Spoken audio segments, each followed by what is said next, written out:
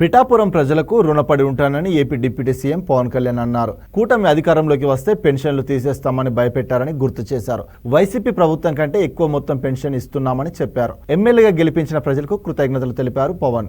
కాకినాడ జిల్లా గొల్లప్రోలులో పింఛన్ల పంపిణీ కార్యక్రమానికి పవన్ హాజరై మాట్లాడారు. మంత్రిగా కీలక శాఖల బాధ్యతలు తీసుకున్నారన్నారు. ఎక్కువ మాటలు చెప్పనని, ఎక్కువ పని చేస్తానని తెలిపారు. పేద ప్రజలకు సంక్షేమ పథకాలు ముఖ్యమని, సంక్షేమంతో పాటు అభివృద్ధి చేయాలన్నారు. వైసీపీ ప్రభుత్వం పంచాయతీరాజ్ నిధులు దారి మళ్లించిందని విమర్శించారు డిప్యూటీ సీఎం. మాజీ సీఎం జగన్ 600 కోట్లతో రుషికొండలో ప్యాలెస్ కట్టారని విమర్శించారు. అదే 600 కోట్లతో ఒక జిల్లా పూర్తిగా అభివృద్ధి జరిగేదని తెలిపారు. ప్రతి శాఖలో పారదర్శకత, జవాబుదారీతనం తీసుకొస్తానన్నారు. తప్పు చేస్తే తనను కూడా ప్రశ్నించండి అని ప్రజలకు పిలుపునిచ్చారు. ఆయన అంగుళాలకు, ఆర్భాటాలకు తాను వెళ్లనని పవన్ అన్నారు. అవినీతి చేయనని ప్రజలకు మాట ఇస్తున్నానని పేర్కొన్నారు. డబ్బు వెనికేసుకోవాలని ఎప్పుడు ఆశించనని, పిఠాపురంలో 620 గ్రామ సచివాలయాలు ఉన్నాయని తెలిపారు పవన్. ప్రతి సెక్రటరియట్లో 10 మంది ఉద్యోగులు ఉన్నారని తెలిపారు. వాలంటీర్లు లేకపోతే పెన్షన్లు ఆగిపోతాయని భయపెట్టారని, వాలంటీర్లు లేకపోతే పెన్షన్ పంపిణీ ఎక్కడ ఆగిందన్నారు.